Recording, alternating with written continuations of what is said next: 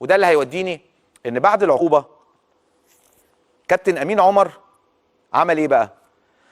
كابتن امين عمر عنده يعني حلاكه طرد فرجاني ساسي، فاولين ضرب رهاب ما حسبهمش، راح الراجل اتنرفز راح طرده، راح عشان اعترض عليه. قبلها برضو اشرف بن شرقي ما اعرفش كذا حاجه كذا موقف كده. الكابتن امين عمر تقريبا عمره ما حسب ضرب جزاء بنسبه كبيره مثلا الا ما يرجع للفار، الكره تيجي في الايد ما يحسبهاش، يروح الفار يقول له يحاسبها. يعني مواقف كتيره كده. فالزمالك كان واخد منه موقف، يعني غير كمان ان والده يعني كابتن محمد عمر لاعب اسكو اهلاوي متعصب بصوره كبيره جدا وبتاع، وبيعلن ده ومن جمهور الدرجه الثالثه للنادي الاهلي يعني. وبالتالي الزمالك كان واخد موقف من امين عمر يعني، فما كانش عايزه يحكم فراح حكم الماتش ده. المهم ان الكابتن امين عمر، وانا بقول لكم ما هو يا جماعه قولوا لي نظام كلاتنبرج، انا بقول لكم هو والله يا جماعه هو مش النادي الاهلي حسب. المفروض بقى ان ابراهيم نور الدين حسب 26 ثانيه وما رضاش يخلي سيراميكا يروح يجيب جون، المفروض يعاقب. لا كلاتنبرج ما عاقبوش. الحكم اللي بتاع فاركو اللي 97 وكملها للدقيقه 100 زود 3 دقائق على السبع دقائق ما عاقبوش عادي جدا. اما جه بقى كابتن امين عمر السبع دقائق دول راح ادى انذار لمستر فيريرا، وسامسون وقع في شك في ضربه جزاء، وابتدت لعيبه الزمالك تقول له روح للفار، وراح هو جري لفيريرا وراح مدي، وبعد كده راح قال لك العب. يعني عدى من السبع دقائق على الاقل دقيقتين، يروح هو ينهي الوقت قبل 5 ثواني من السبع دقائق. ليه؟ يعني مش يعني انت دلوقتي 7 دقائق لا الا تديهم كاملين وتزود عليهم كام ثانيه، لا الا تزود الوقت اللي انت ضيعته الدقيقتين زي ما بيقول. لا ده كانه ايه، بيخلص من القصه. وكلنا شفنا ضربه جزاء بتاعت سيف الجزيري اللي هي كانت كونغ فو ومن من لاعب اسلام صلاح، وبالتالي الجمهور اتنرفز اخطا عوقب. تخيلوا بقى بعد ما رابطه الانديه ولجنه المسابقات نزلت عقوبات على الزمالك، على فيريرا عشان ما حضرش المؤتمر الصحفي، على الجهاز الفني عشان بعد المباراه اعترض على امين عمر، عشان على الجمهور اللي تلفظ ضد امير عمر او رمى ازاز ميه او حاجه زي كده، فعوقب الجمهور وعوقب اكتر من 1000 شخص. وقلت لكم ما عنديش مشكله، اللائحه تطبق على فيريرا، على لعيبه الزمالك، على جمهور الزمالك، على اي حد يخطئ ما عنديش مشكله.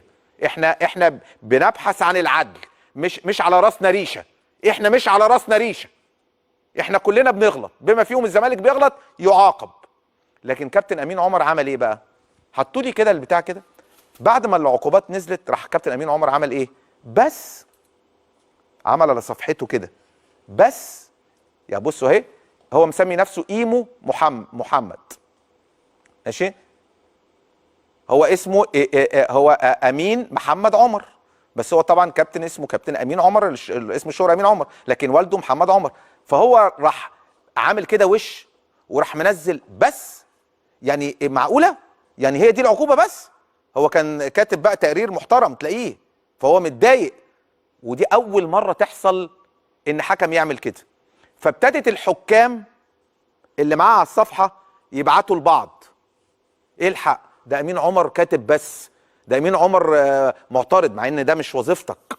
انت بتكتب تقريرك، التقرير ده بيدي بقى 20 ماتش 15 ماتش 3 ايام 20 يوم. انت كحكم عملت وظيفتك، لان انت لا تعادي نادي ولا تعادي جمهور، وانت بس دي بتقفل مساحه ان انت تحكم للزمالك تاني. طبعا اما شفنا ده وحصل ده، رئيس نادي الزمالك تواصل مع رابطه الانديه، وقال لهم ادي الحكم اللي انا ما كنتش عايزه بيعلق على لجنه مسابقات وبيتريق وبيقول بس. رابطه الانديه نص ساعه امين عمر كان شال البث دي من على صفحته وهيتحول للتحقيق، واعتقد ما ينفعش يحكم للزمالك تاني لفتره مش قريبه، لان هو كده دخل نفسه نوع من التحدي مع الجمهور، لان انت دورك حكم فقط. هنقعد بقى على السوشيال ميديا كمان نعلق، وقال يعني ما يقول بس بعد القرارات فما حدش لا هو بيقول بس. يا جماعه كان في قطه ماشيه فيقول لها بس، يعني هو يعني ما ممكن بقى اقول اي حاجه، يعني فاهم قصدي؟ انا مش قصدي حاجه، ده انا في قطه قدامي فراح قلت منزل تعليق قلت بس. بس يعني بس ده كان كلام كابتن امين عمر. ولكن للاسف الزمالك تحكيميا، وانا قلت لكم والله والله والله والله العظيم، وانا حلفت بالله العظيم اهو، وده حلفان احاسب عليه، ان الحكام نفسهم بيتكلموا ان كلاتنبرج غريب جدا واحساسهم ان في توجه.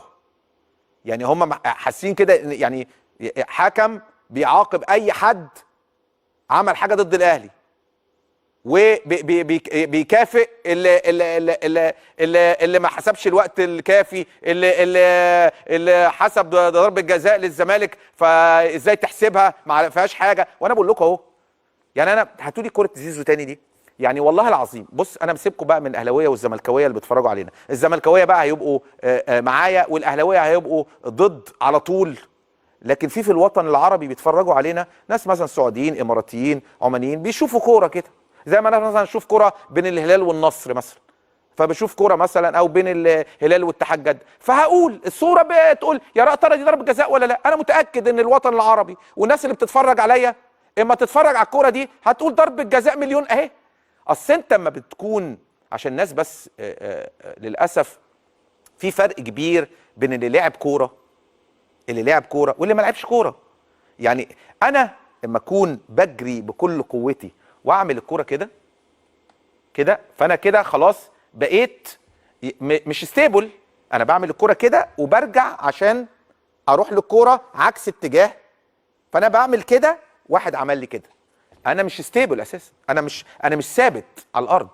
فاي حد هتمسكني انت بتمنعني، بتحط ايد هنا وانا بعمل كده وتعمل لي كده، ما انا خلاص انت وقفتني. ضرب جزاء. هو انت بتلعب على الكوره؟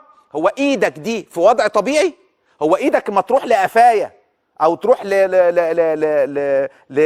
لراسي وقفايا وتحط كده وتمنعني، ده وضع طبيعي؟ ده تشريحيا طبيعي في الكوره وانا بعملها بكعبي ورقصتك؟ لكن للاسف انا ما اعرفش الناس دي بتحلل على اساس ايه، والتحكيم بالنسبه لها عامل ازاي. هل في توجهات؟ هل ممكن مره نقول كده ومره نقول كده ومره نقول ومره نقول لا؟ هل ممكن نقول حتى كمان للاسف تحكيم على مستوى العالم؟ هاتولي اي حكم على مستوى العالم بيحلل حالات تحكيميه يقول لك الكره دي مش تسلل، بيعدل على تقنيه الفار. اللي هي تقنيه الفار دي حاجه آلية، يعني لو في سنتي زياده في كتف، سنتي زياده اقل، يعني هتجيبها انت بعينك وانت بتتفرج على التلفزيون تقول لي دي تسلل ولا مش تسلل. وتقنيه الفار والتلفزيونات والجهاز اللي بيتحط عليه ويطلع لك البتاع ويقول لك دي تسلل ولا مش تسلل، انت اجمد منه؟ انت اجمد؟ ايه ده يا جدعان؟ ده انتوا عمركم شفتوا في بريطانيا يقول لك لا على فكره الواد بتاع تقنيه الفار ده الجهاز ده لا لا لا انا اللي بقول لك بعناية اهو، انا شايفها اهي، دي مش دي تسلل اهي تسلل اهي. بصي الحته دي فوق. يا نهار ابيض يا جماعه، احنا وصلنا للمرحله دي عشان نجامل انديه على حساب انديه، نقعد نقول دي تسلل ومش تسلل كمان، هنفتي كمان وتقنيه الفار موجوده بنفتي. ايه عشان نرضي مين؟ والعمل ده يا جماعه، العمل ده عمل لابد ان يكون له ضمير. ده قاضي يعني عارفين يعني ايه قاضي بما يرضي الله. هو انا مثلا ممكن اشوف كوره الاقي مثلا محمود علاء راح شال واحد من على وش الارض ما كان بيلعب مثلا، ولا محمد عبد الغني ولا الونش، واقول على فكره لا ما فيهاش حاجه خالص، لا ده هو كان بيطبطب عليه بس، لا ما فيهاش حاجه، هقول ضربه جزاء؟ يعني اعمل ايه يعني؟ هقول ايه يعني؟ على العموم في النهايه احنا بنتمنى يكون في تنافس شريف، احنا اصحاب واصدقاء وبنحترم بعض بره الملعب، في ردود افعال جوه الملعب، في نرفزه جوه الملعب، عادي بتحصل. النهارده كمان يعني يمكن سمعت خبر زعلني، وهو اصابه كريم فؤاد بالرباط الصليبي، وقبليها اكرم توفيق جاله رباط صليبي، ويمكن من ايام قليله كمان لاعبنا السابق صلاح ريكو لاعب غزل المحله جاله رباط صليبي، وقبليها كابتن مصطفى شوبير ابن الكابتن احمد شوبير جاله غضروف الركبه. كل دول بنتمنى لهم السلامه وبنتمنى لهم الشفاء، ويرجعوا يلعبوا ضدنا في الملعب وينافسونا ونكسبهم ويكسبونا. احنا عمرنا ما نتمنى الشر ولا الاصابه لاي لاعب حتى لو اللي بينافسني في الملعب. احنا بنتمنى ان احنا نتنافس جوه الملعب. الف مليون سلامه لكريم فؤاد، لاكرم توفيق، لمصطفى شوبير، ل طبعا صلاح ريكو، لاي لاعب بيصاب. ربنا يشفي كل لاعب مصاب، لان ده عمله واكل عيشه وموهبته، ودايما عايزين نستمتع باللعيبه جوه الملعب، نتنافس ونبقى كل واحد عايز يكسب، لكن بره الملعب بتمنى الخير للجميع.